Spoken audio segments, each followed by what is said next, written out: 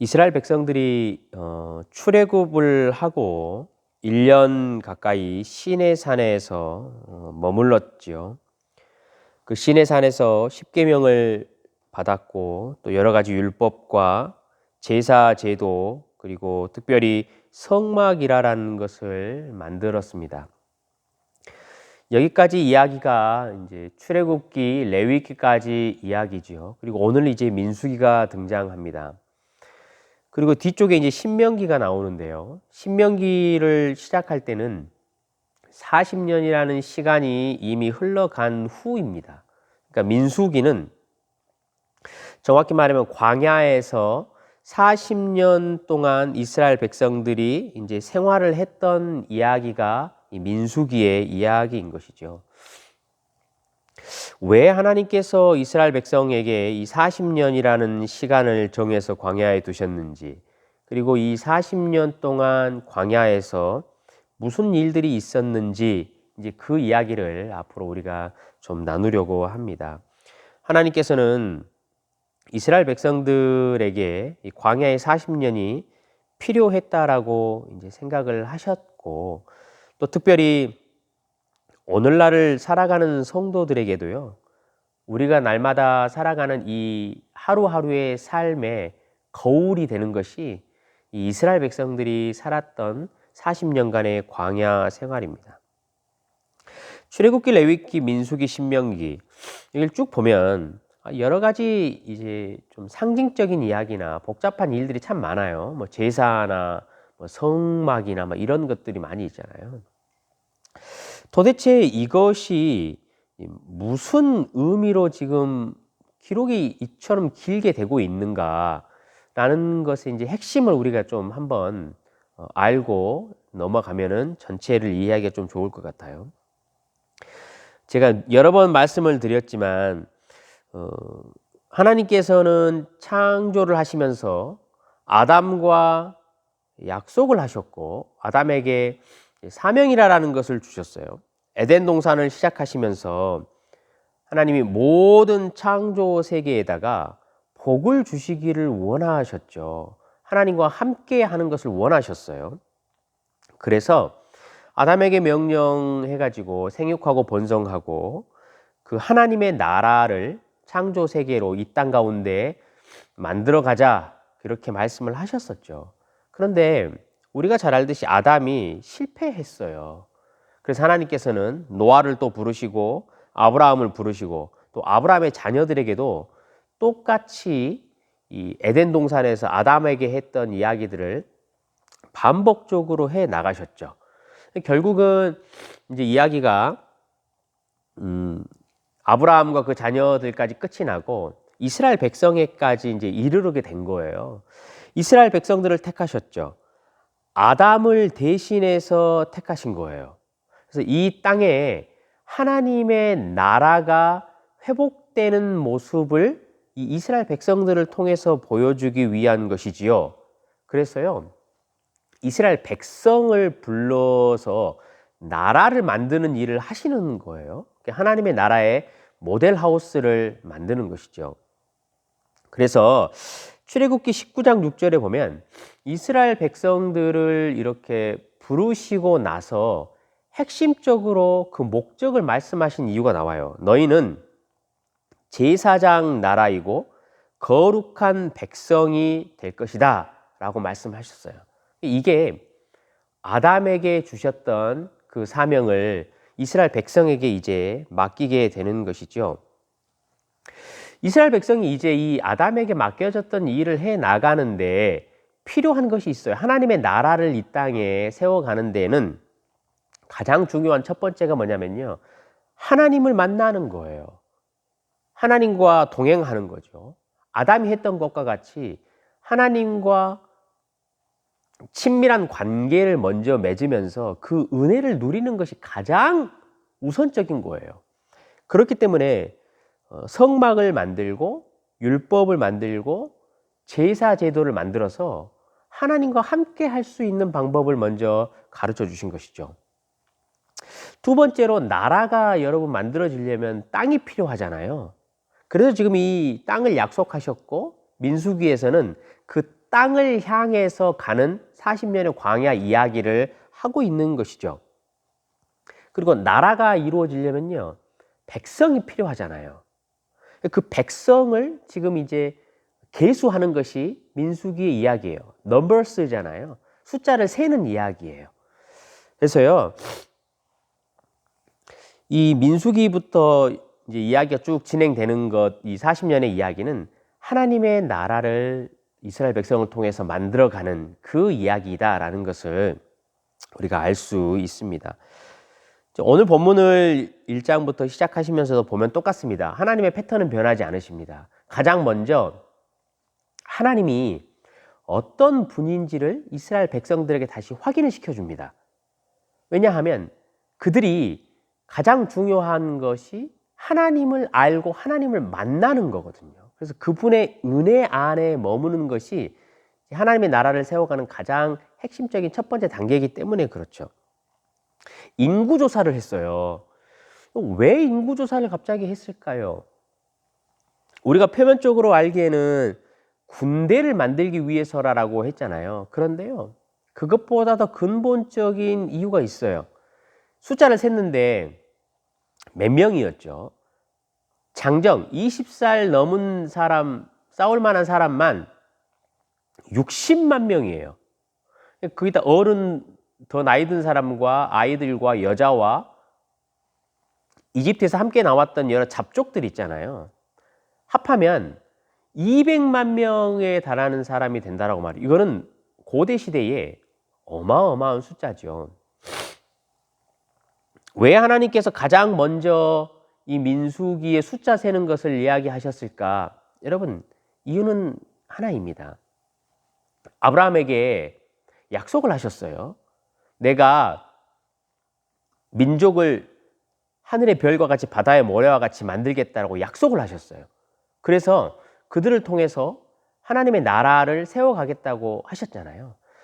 그 이야기를 가장 먼저 확인시켜 주시는 거예요.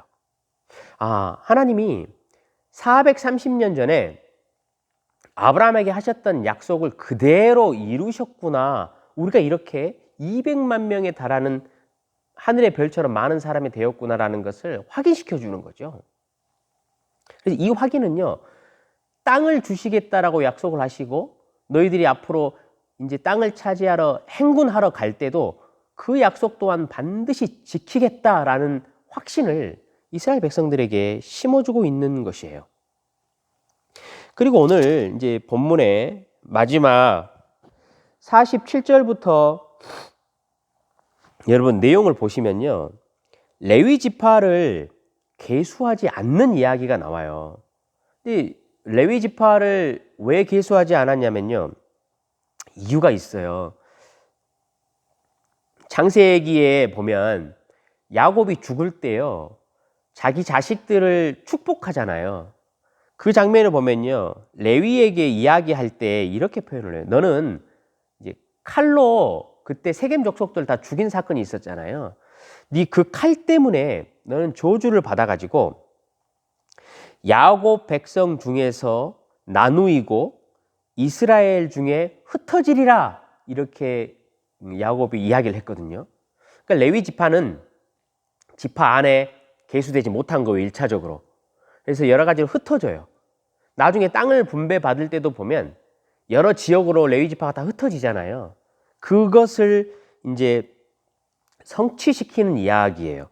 그런데 동시에요, 출애굽기 32장에 금송아지 사건이 있어요. 그런데 금송아지 사건 때 레위 지파가 한 가지 일을 해요. 칼을 들고 와가지고 또 그 칼로 하나님의 마음을 표현해서 자기 형제들 다 죽이잖아요. 여호와 앞에 헌신했으니 너희가 복을 받으리라 라고 말씀했어요. 그러니까 지금 오늘 본문에도요, 레위 지파가 계수가 되지 않고 하나님의 성막을 섬기는 일을 했잖아요. 바로 이게요, 하나님이 레위 지파에게 내리셨던 저주와 축복을 동시에 성취시키는 모습을 보이시는 거예요. 그러니까 지금 이 민수기 1장에 등장하는 전체적인 내용은요, 하나님이 얼마나 정확하시고 얼마나 신실하시고 약속하신 것을 지키시는 분이라는 것을 백성들에게 확인시켜주는 일을 하시는 거예요. 그뿐만이 아니에요. 여러분 봐보세요. 레위 지파를요, 성막 주변에다가 머물게 해요. 그게 왜냐니까요. 하나님이 저주하시게 되거든요. 성막에 아무나 가게 되면 거룩하지 못하기 때문에 이스라엘 백성들이 다 죽어요.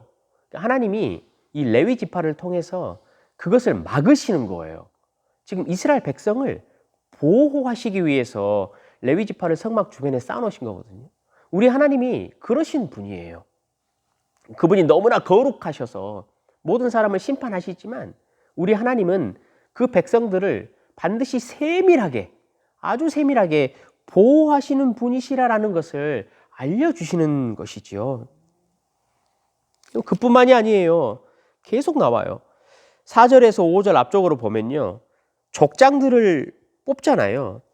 12사람을 뽑는데요, 하나님께서 이 12사람을 직접 뽑아서 주신다라는 것을 보시면 알아요. 하나님이 그 족장들을요, 이름으로 각자 부르셨어요. 하나님이 택하시고 하나님이 부르셔서 하나님이 일을 하게 하신다라는 거예요. 그러니까 이스라엘 백성들이 하나님이 우리를 아실 때 이름으로 이처럼 다 알고 계시는구나라는 것을 다시 한번 깨달을 수 있는 아주 멋진 장면이라는 거예요. 여러분 그뿐만이 아니에요. 하나님이요, 진영을 만드시잖아요, 이제. 그리고 성막을 그 가운데에다 딱 두셔요. 무슨 의미겠어요? 우리 하나님은 임마누엘이시라는 거예요. 어디로 가든지 무엇을 하든지 내가 한가운데 너희와 함께 있다. 그러니 이제 염려하지 말고 두려워하지 말고 광야의 행진을 하자라고 말씀을 하시는 거예요. 지금 여러분, 이스라엘 백성이요, 40년 동안 광야 생활을 해 나가잖아요. 하나님이 40년의 광야 생활을 시키신 목적이 바로 이 한 가지예요. 근본적인 목적이. 이런 하나님을 만나라는 거예요. 이 놀랍고 자비롭고 은혜로우신 이 하나님을 알아라는 거죠. 다시 돌려 말하면요, 40년 동안 이스라엘 백성들이 해야 될 것은 뭐냐면 예배를 회복하는 거예요. 하나님을 만난다라는 것은요, 지금 우리의 언어로 표현하면 매일 드려지는, 매주 드려지는 예배를 회복한다라는 의미예요. 그냥 봐보십시오. 20세 이상의 군대를 계수하잖아요. 그런데 참 재미있어요. 민수기 1장에서부터 10장까지가 이제 행군을 하기 전에 준비하는 장면이 길게 나와요. 그러면요, 군대를 계수했으면 어떻게 싸울 것인가, 어떻게 훈련할 것인가, 어떻게 무기를 준비할 것인가, 그 이야기를 해야 사실은 맞는 거잖아요. 그런데요, 민수기 1장부터 10장까지를 쭉 읽어보면 무슨 이야기 등장하냐면요, 성막을 중심으로 진영을 배치하는 이야기가 나오고요, 레위 지파가 담당해야 할 성막의 의무와 일들을 이야기하고요, 제사장이 감당해야 할 임무가 등장하고요, 진영을 정결하게 할 것이 등장하고요, 나실인의 이야기가 등장하고요, 마지막 9장에 유월절 이야기가 등장해요. 그리고 10장에 이제 출발을 하거든요. 여러분, 군대를 계수했는데 전쟁을 준비하는 군대는 아니에요. 무슨 공동체 같습니까? 예배를 준비하는 예배 공동체라는 거예요. 다시 말하면 하나님을 만나고 그 하나님을 철저히 인정하고 그 하나님을 신뢰하는 공동체라는 거예요. 그러면 여기에요, 이 광야를 살아갈 수 있는 공식이 하나가 나와요. 군대를 선정을 했으나 예배를 준비하는 모습을 보여줬다라는 것은 무엇이냐면 전쟁을 성공하려면요, 예배를 성공해야 한다라는 의미예요. 예배를 성공했을 때만이, 거기서 하나님을 만나고 그분이 어떤 분이신지 은혜를 받았을 때만이 광야의 전쟁을 승리할 수 있다라는 공식을 우리에게 알려주는 거예요. 성도 여러분,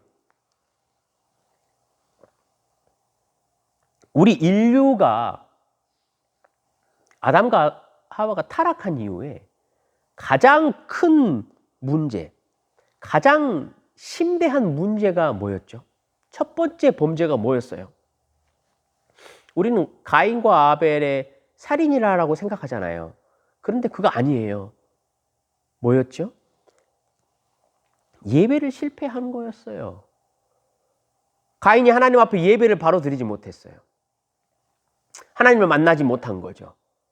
그렇기 때문에 그 예배의 실패 때문에 자신의 인생에 살인이라는 아주 무서운 일을 저지른 거예요. 광야의 인생을 성공할 수가 없었어요. 하나님을 만나지 못했기 때문에 그래요. 예배를 회복하고 예배를 성공하지 못했기 때문이라는 거죠. 이스라엘 백성들의 가장 큰 문제는 그럼 뭐였습니까? 왜 광야에 40년이 여러분 필요했을까요? 마찬가지예요. 이스라엘 백성은 430년 동안 우상 숭배를 했었죠. 우상 숭배의 의미가 여러분 무엇입니까? 이스라엘 백성들의 이집트의 이야기를 잘 읽어보면요, 그들은 자신의 발로 물을 대던 삶을 살았다라고 시편 기자가 이야기를 해요. 그게 무슨 의미냐면, 열심히 물을 돌리고 풍차를 돌려가지고 그 노동력을 가지고 번성했던 나라예요. 다시 말하면 자신들의 애씀과 수고와 노력이 있어야지만이 먹을 수 있는 삶을 살았어요. 파를 먹고 부추를 먹고 고기를 먹고 했던 거 그리워하잖아요. 이거 전부 다 자기들이 했던 애씀과 노동력을 가지고 얻었던 거예요. 이스라엘 백성들은요, 은혜의 하나님을 만나는 것을 실패했어요. 은혜의 하나님을 알지를 못했어요. 우상을 숭배했다라는 것은요, 그런 은혜가 없는 거예요. 자기가 애쓰고 자기가 수고하고 자기가 치성을 들인 만큼 얻어가는, 그것이 여러분 우상 숭배예요. 다시 말하면 우상 숭배는 자기 자신을 섬기는 거예요. 이스라엘 백성들이요, 실패했던 것이 바로 이 은혜의 실패예요. 그래서 광야 430년 동안요, 하나님께서 이스라엘 백성을 예배하게 하시고, 너희가 은혜의 하나님인 나를 만나라. 그러면 너희의 광야의 전쟁 모든 거 승리할 것이다 라고 말했어요. 그래서 그 원리를요, 광야 40년 동안 계속 가르쳐줘요. 불뱀에 물리잖아요. 다 죽었어요. 그런데 하나님이 노뱀을 세우셔요. 그래서 그것을 바라만 보기만 해라. 그쪽으로 고개만 돌려라. 그러면 살 수 있다. 여러분, 은혜예요, 은혜. 이스라엘 백성들은요, 자신들이 은혜의 원리를 훈련하는 것이 가장 필요하다라는 것을 깨달아야 한다라는 거예요. 성도 여러분, 만나가 은혜입니까? 감사가 됩니까? 거기에 대해서 찬양이 나옵니까? 광야 생활 동안은요, 이 하나님께서 주신 만나의 은혜를 깨달아야 하는 거예요. 우리가 보기에 하찮은 것, 이스라엘 백성도 만나가 하찮은 것이라 그랬거든요.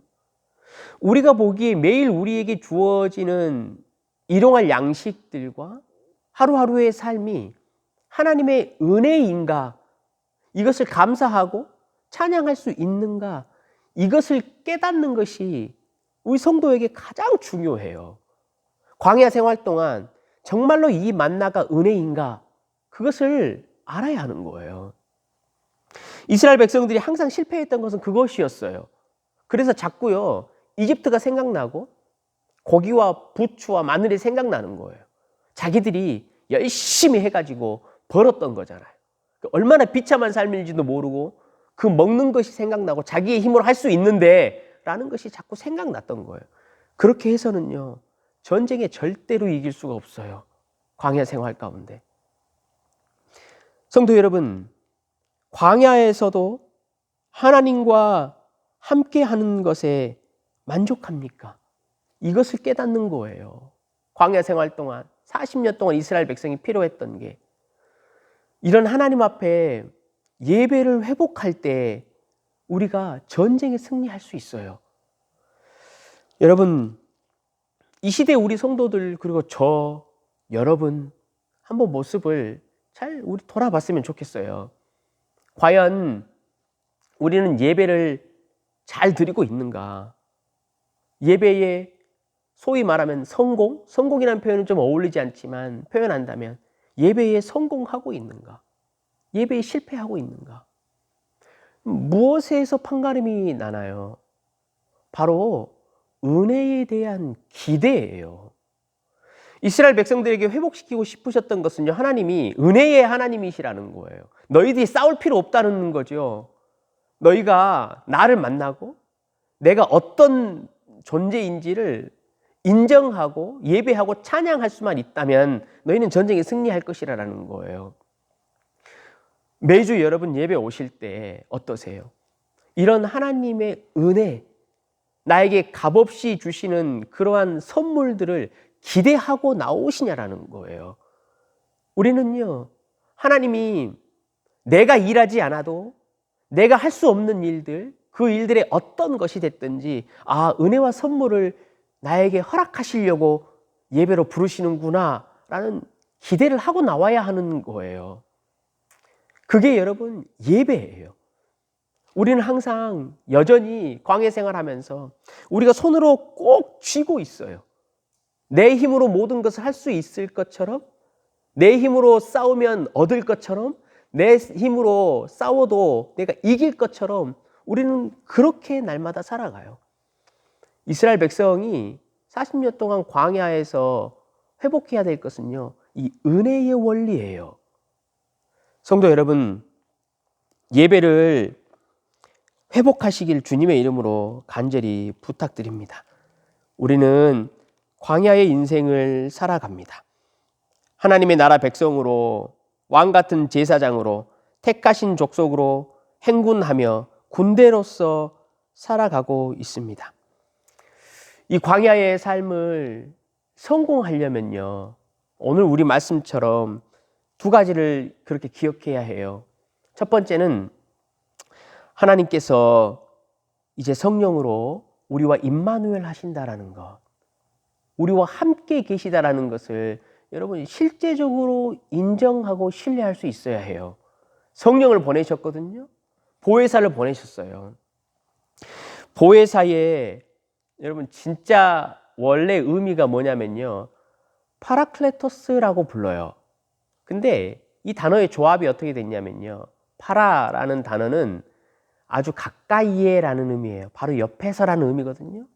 클레토스라는 단어는 이 부른다라는 의미에서 왔어요. 그러니까 성령님, 보혜사, 그분은 우리와 임마누엘 하시는데요, 하시는 일이 뭐냐면 우리 가까이에서 부르시는 분이에요. 우리 가까이에서 우리를 이름으로 부르신다고요. 우리를 왜 부르시냐면요, 우리에게 안식을 주기 위해 부르시는 거예요. 자꾸 우리의 이름을 부르셔요. 우리를 보호하시고 우리를 변호하시기 위해서 우리 옆에서 아주 가까이에서 우리 안에서 우리를 자꾸 부르시고 우리를 기억하신다고요. 성도가요, 광야의 생활을 승리하려면요, 가장 먼저 이 하나님, 나와 지금 여기에 임마누엘로 내 옆에서 부르시는 이 성령 하나님이 항상 함께 하신다라는 사실, 내 진 가운데, 내 삶 가운데, 내 가정 가운데, 내 교회 가운데, 내 사회 가운데, 그 한가운데 진을 치고 계시는 분이라는 사실을 여러분 기억하셔야 해요. 첫 번째고요. 두 번째는 말했듯이 예배를 회복하는 거예요. 예배를 회복한다라는 것은요, 하나님 앞에 선다라는 거예요. 그 하나님의 전능하심, 그 하나님의 은혜 앞에 여러분 서는 거예요. 예수 그리스도로 그것이 가능해요. 예수 그리스도를 꼭 붙들고 성도 여러분, 하나님 앞에 매주 반드시 서십시오. 그리고 은혜를 기대하십시오. 하나님께서 내 힘과 내 능으로 하지 못할 것들, 그것들을 이번 한 주도 오늘도 나에게 허락하실 것이다. 그것을 기대할 때에 우리가 오늘 하루의 전쟁도 승리할 줄 믿습니다. 광야의 삶 오늘 하루 주의 은혜 안에 머무신 하루 되시길 주님의 이름으로 간절히 축원합니다. 주님, 이스라엘 백성들에게 광야의 삶을 걸어갈 때 하나님이 어떠신 분인지 알라라고 말씀하셨습니다.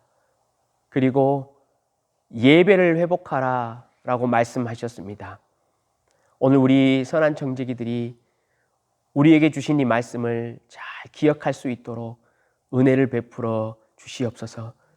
우리 곁에서, 우리 안에서 우리를 이름으로 부르시는, 우리 가운데 임마누엘로 계시는 그 성령 하나님을 신뢰하고 의지하며 우리에게 맡겨진 오늘 하루 광야의 삶에 승리할 수 있는 은혜를 베풀어 주시옵소서. 감사드리며 예수 그리스도 이름으로 기도드리옵나이다.